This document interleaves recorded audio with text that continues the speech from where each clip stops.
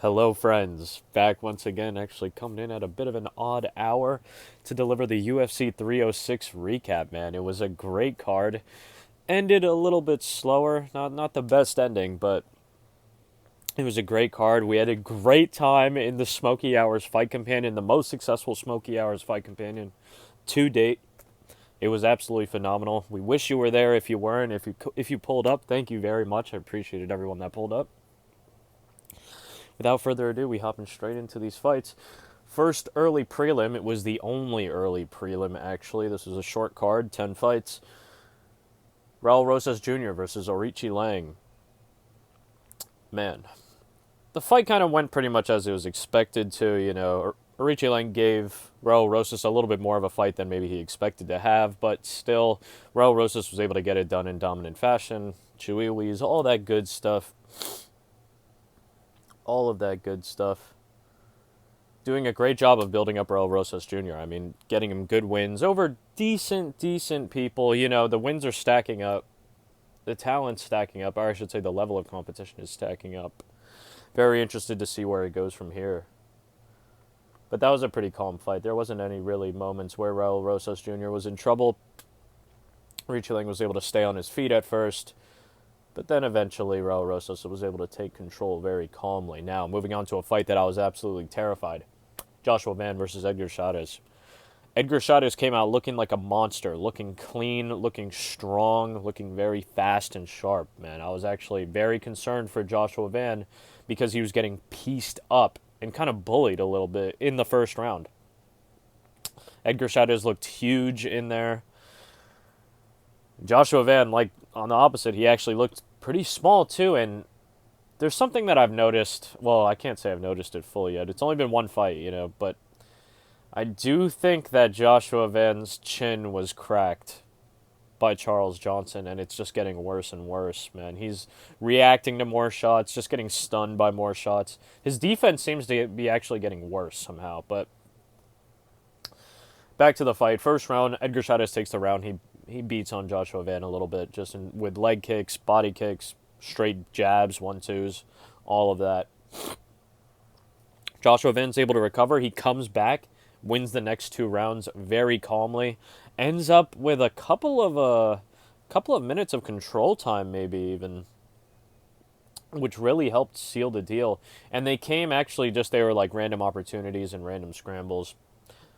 It was very nice to see. Joshua Van had hurt Edgar Chairez at one point very badly, had him on the run, had hurt him to the body, I think, and then was chasing him and following up. But Edgar Chairez would kind of just recover and then fucking clip Joshua Van. There was one time, actually, after a little chase sequence where Edgar Chairez was trying to tactically retreat, he stopped Joshua Van right in his tracks, made him like stumble back a little bit. Very spooky, a great comeback fight for Joshua Van, man. Hard-earned fight, because if he lost that one, it would have been looking really bad for him. Coming on 2 consecutive losses, one of them by finish, by big knockout, would not have been good. Joshua Van got it done by decision. I thought he would get it done by decision as well. Also, I kind of sniped. This was the only bit of the snipe. A lot of people thought Raul Rosas Jr. was going to finish Orichi Lang. I actually did think he was going to go to a decision, and that did go to a decision. So, started off the card decently. And the fights were entertaining, at least. The Orichi Lang Raul Rosas, maybe not the most, but there was still action. But Edgar Chairez versus Joshua Van, that was actually a really good fight. Moving on, Ketlen Souza versus Yasmin Jauregui. Ketlen Souza was a notable underdog on this card, well over plus 300, and she brutally finished Yasmin. It was actually quite a sight to behold. It wasn't like Yasmin was coming out and dog-walking her, actually. It seemed pretty even, and Ketlen came out mean and aggressive. She was throwing those 2-hook combinations from the start of the fight. Yasmin never was able to really stop them, and then just in a moment of crazy timing, Yasmin blocks one of the hooks calmly, but the other hook follows up, catches her right on the chin, the jaw perfectly, snaps her head a little bit. She drops. She didn't go unconscious. She was there, but Ketlen immediately pounces, takes the back, sinks in the rear naked choke, and tapped her out. Yasmin tried to fight, and she was literally actually getting the hands. She was trying to fight the hands. A lot of respect to Yasmin because She was hurt already, hurt badly, and was still having the wherewithal to try and fight the hands and get out of that choke, but there was nothing to be done. Caitlin Souza chokes her out. A very brutal finish. And the biggest win of Caitlin Souza's career, honestly. Insane shit. That was a round 1 finish. Almost a knockout, but it was a submission, a technical submission. Like I said, choked out Yasmin. The first incorrect pick of the card. Moving on to the second incorrect pick of the card. And this was a spooky fight, man. Ignacio Bahamondes versus Manuel Torres. Shit got scary. Manuel Torres, he was bringing the fight to Ignacio. He wanted to finish Ignacio. He was getting crazy. Ignacio drops him with an almighty straight. I think it was a right hand. Manuel Torres somehow survives. Somehow fucking survives. He gets back up. They're trading at range again. Manuel Torres comes rushing in one more time, and in the exact same kind of fashion. This man Ignacio just kind of slid back. He hit like a little bit of a fadeaway, planted, threw the right hand again, dropped Manuel Torres brutally again, and then finished up with some ground and pound and got the finish in round 1. It was a good fight, but that was a bad loss for Manuel Torres, man. That was a pretty brutal loss. Big damage there. Moving on to real big damage as well. Irene Aldana versus Norma Dumont. I picked Irene Aldana. I actually got 3 fights in a row wrong right here. But then we went back to business afterwards. But Irene Aldana looked like she got attacked by like some like axe murder or a fucking like she got hit in the face with like a machete almost, like, or a meat cleaver. It was one of the worst cuts I've ever seen, man or woman, in the UFC. It was long as a motherfucker. It was like, it looked like she got hit with like some kind of weapon, actually, some kind of bladed weapon. Excuse me, my nose is a bit congested if I sound weird. I'm sniffing a lot. Norma Dumont dog-walked her pretty much the entire fight. Irene Aldana, funnily enough, even when she was getting damaged and bloodied and wounded beyond repair, she was still pressing forward. She was bringing the fight to Norma. Norma was just piecing her up at every turn. There was nothing that Irene could offer that Norma couldn't respond to. She didn't get finished, though. I'm actually surprised they didn't call the doctors in. They let a lot of these fights go. I'm not saying that they shouldn't have let some of these fights go. Like, for example, Manuel Torres, the first time he got knocked down, there's a lot of times where they would stop that fight because it really was fucking bad. Ronaldo Rodriguez, same thing. There was a lot of them. Daniel Zellhuber, same thing. And maybe with the Brian Ortega shit, but they let a lot of fights go. When specific fighters were on, I'll say. But Norma Dumont got it done very calmly by decision. And she looked good, man. She just really dog-walked her, completely outclassed her. Ronaldo Rodriguez versus Ode Osborne. I had picked Ronaldo Rodriguez to win. He did win. I actually thought that this maybe was a little... like, I don't know if it was the robbery, but it was very close. Ode Osborne almost brutally finishes Ronaldo Rodriguez again in the first round. Ronaldo somehow survives. Ode starts to fade a little bit, and Ronaldo comes back. Combination of the two things. And Ronaldo's able to just win, I guess. Like, it was a little questionable. But hey. Good for Ronaldo Rodriguez, man. That's a big win. They'll hype him up a little bit. It was a very exciting fight, a comeback fight for Ronaldo Rodriguez in that manner. Moving on to what was also another fucking insane fight. There were some really good fights, some wars, actually, in this card. Esteban Ribovic versus Daniel Zellhuber. Man, I picked Daniel Zellhuber, the golden boy. I knew Esteban Ribovic is a dangerous man, but he actually came out looking phenomenal, man. He came out aggressive and came out with a high pace that he actually maintained pretty much the whole fight. He would get into the pocket, throw long, extended boxing combinations, and they would land. They would land with power on Daniel Zellhuber. At one point, had him fucking running. To Daniel Zellhuber's credit, it was one of the only successful chase scenes that we've seen as of late. Like, chases and you got away. You didn't get finished right then and there. Chelsea Chandler's chase scene, that still counts as a failure to me because it was so viral. It was so viral. It was just such a meme. Everyone saw Chelsea Chandler running away. So that one, she didn't really get away from that. That still haunts her. Daniel Zellhuber, though, was able to actually flee the scene and use some crafty head movement. I don't know how he didn't get sniped and put away, but he was able to move his head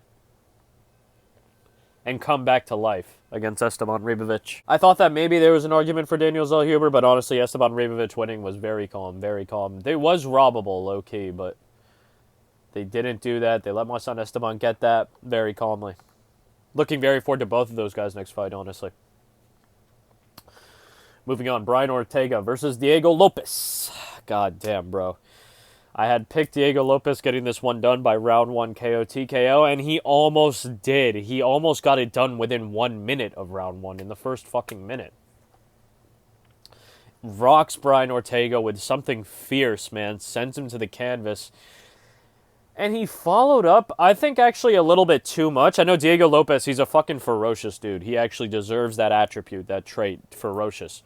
He's a ferocious, relentless dude. He followed up and tried to pound out Brian Ortega, and he was getting shots on him, but then I thought it was just a little bit, he was just kind of waiting. He was waiting to see if he could dive past and deliver like one big bomb, and I just thought, like, stand it up. Literally make Brian stand up. I don't understand why you don't make Brian Ortega stand up there, because he survived. He literally survived. There was a couple times where he could have got it finished, and I hated it because people are probably going to applaud it and be like, oh man, Diego Lopes, so composed, so calm, he was relaxed. Because at the end of the first round, he was like, calm down. Like, I'm not rushing a finish, brother. You should have, though. That finish was there for you to take. And he got a little, not gassed, but he did get a little tired already from that. Like, he got a little bit of an, he got a bit of an adrenaline dump, Diego Lopes did, when he was trying to finish Brian Ortega. I sound salty. I'm really not, though. Diego Lopes still got it done by decision. Rightfully earned decision. Brian Ortega pretty much got mollywopped. Pulled up on someone who said, like, oh, like, Tracy doesn't fuck with you. Some fan who said that in the in the stands. He pulled up on them. We move on to the co-main event. Valentina Shevchenko versus Alexa Grasso. And Valentina absolutely dog-walked her. Thank God, man. Thank fucking God. It was phenomenal, man. I had been coping about the first two fights for a long time. The first one was a fluke. The second one was basically a robbery. Basically. It was just crazy shit. Valentina shows us, finally, get that shit done. Thank you. Absolutely dog walk her. No questions about it. Unfortunately, that would, we'd see the ghost of that fight revisit in the main event of Merab Dvalishvili versus Sean O'Malley. Man. Sean, unfortunately, got dog-walked. He did, and I know now people saw fucking MMA Guru's video, and they're like, oh, it wasn't as dominant. It wasn't as dominant. No, it was fucking dominant, man. He got dog-walked. There was only, in my opinion, one round that wasn't even, like, arguable for Sean. It was just robbable. Like, it was robbable. They could rob that one and give it to Sean, and that was round 3. I want to say it was round 3. It was the first time where, like, Sean had really landed that standing knee, like, straight up the middle. It was kind of big. But Merab said it himself the best. He made Sean look normal. He made Sean look fucking mids. Like, Sean was not throwing at all. He was taking Sean down. And Sean did a good job at staying on his feet at times. He would wiggle out of things, stay on one leg, and bounce out. Very nice work. But Merab was getting him down consistently, man. It wasn't even like Merab was out striking him on the feet and then used it on some Khabib shit versus Conor. Not at all. He just ran, he crossed the distance, got a hold of Sean, took him down, pummeled him. That was it. That was it. Merab almost tweaked out and got himself knocked out, I think, at the end of the second round. There was like 5 or 6 seconds left. Merab was on top. He gets up, he like gave Sean like a pat, like, good fight, like, I'm having fun so far.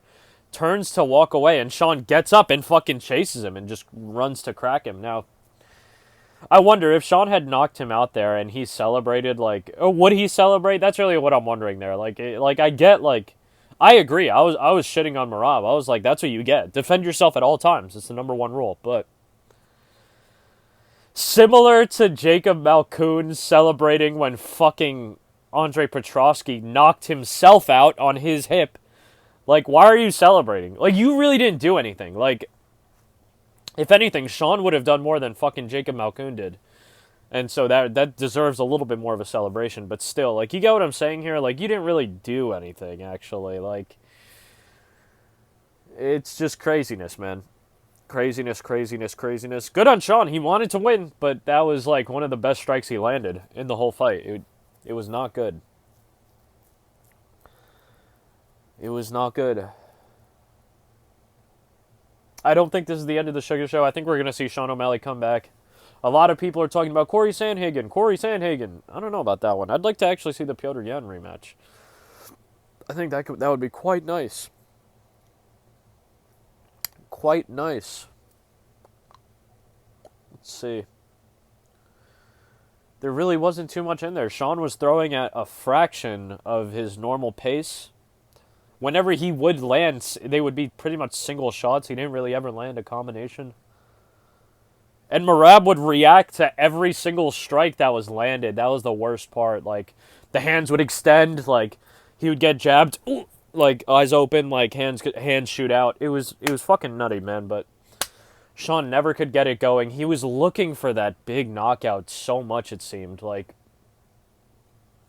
looking for the huge knockout, then would do a lunging jab or a lunging straight to the body. Like, just real bizarre shit, man. Sean just fought weird as well, but Merab made him look normal, really.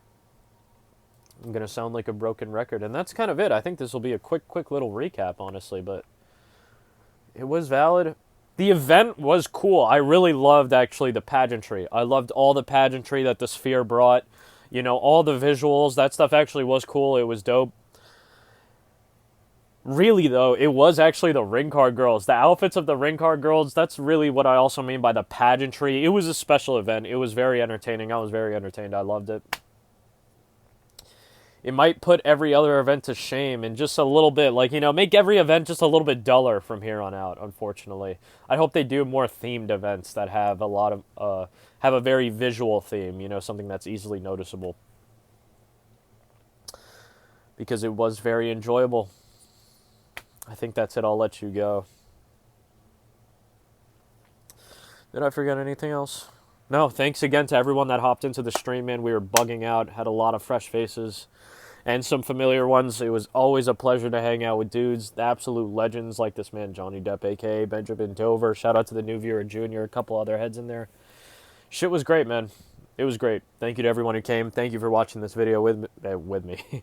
Thank you for watching this video. You are with me. I'm not watching it with you, but you're with me. Apologize if my voice sounded a little bit weird. My nose is just super congested for some reason. Not even sick. If you liked the video, please like the video. Dislike the video if you dislike the video, though. Leave a comment below telling me why you dislike it, what you liked about it, any random little thoughts you had, any requests, anything at all. I love the comments. I always respond to comments. And as always, much love. Big kiss.